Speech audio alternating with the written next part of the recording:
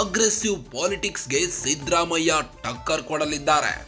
BJP aggressive ಕಾಂಗ್ರೆಸ್ನಿಂದಲೂ ತಕ್ಕ ತಿರುಗೇಟು ನೀಡಲಿದ್ದಾರೆ. ಬಿಜೆಪಿ ಭಾಷೆಯಲ್ಲೇ ತಿರುಗೇಟು ಕೊಡಲು ಸಿದ್ದು ಹುಕುಂ ನೀಡಿದ್ದಾರೆ. ಬಿಜೆಪಿಯ ಬ್ರಹ್ಮಾಂಡ ಭ್ರಷ್ಟಾಚಾರಗಳೇ ಕಾಂಗ್ರೆಸ್ಗೆ ಬ್ರಹ್ಮಾಸ್ತ್ರವಾಗಲಿದೆ.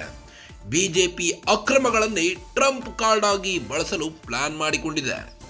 ಬಿಜೆಪಿ ವಿರುದ್ಧ ಕೋವಿಡ್ ಹಗರಣವೇ ಕಾಂಗ್ರೆಸ್ ಪಾಲಿಗೆ ಅಸ್ತ್ರವಾಗಲಿದೆ. ಬಿಜೆಪಿ ಹೋರಾಟಕ್ಕೆ ಕೋವಿಡ್ ಹಗರಣದ ಮೂಲಕ ತಿರುಗೇಟು ನೀಡಲಿದ್ದು, ಈಗಾಗಲೇ ನ್ಯಾಯಮೂರ್ತಿ ಜಾನ್ ಮೈಕಲ್ ಡಿ ಕುನ್ನಾ ಮಧ್ಯಂತರ ವರದಿ ಜಾರಿ ಮಾಡಿದ್ದಾರೆ.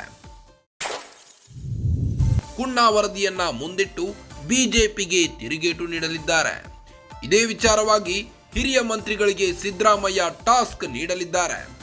ಬಿಜೆಪಿ ವಿರುದ್ಧ ಭ್ರಷ್ಟಾಚಾರ ಬಾಣ ಮತ್ತಷ್ಟು ಪ್ರಬಲವಾಗಿ ಬಳಸಲು ಹುಕುಂ ನೀಡಿದ್ದಾರೆ. ಅಧಿವೇಶನದಲ್ಲೂ ಒಗ್ಗಟ್ಟಿನಿಂದ ಬಿಜೆಪಿ ದಾಳಿ ಎದುರಿಸಲು ಸಿದ್ಧತೆ ನಡೀತಾ ಇದೆ.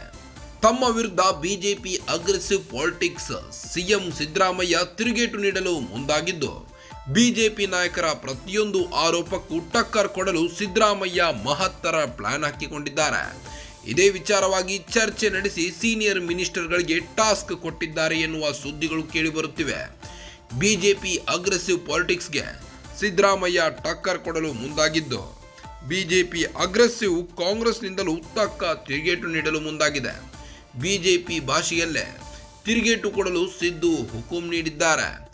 ಬಿಜೆಪಿಯ ಬ್ರಹ್ಮಾಂಡ ಭ್ರಷ್ಟಾಚಾರಗಳು, ಕೋವಿಡ್ ಹಗರಣಗಳಂತಹ ದೊಡ್ಡ ಬ್ರಹ್ಮಾಂಡ ಭ್ರಷ್ಟಾಚಾರಗಳನ್ನು ಕಾಂಗ್ರೆಸ್ ಹೊರತೆಗೆದು ಈಗ ಟಕ್ಕರ್ ಕೊಡಲು ಮುಂದಾಗಿದೆ. ಬಿಜೆಪಿ ಅಕ್ರಮಗಳನ್ನೇ ಟ್ರಂಪ್ ಕಾರ್ಡ್ ಆಗಿ ಬಳಸಲು ಪ್ಲಾನ್ ಮಾಡಿಕೊಂಡಿದೆ.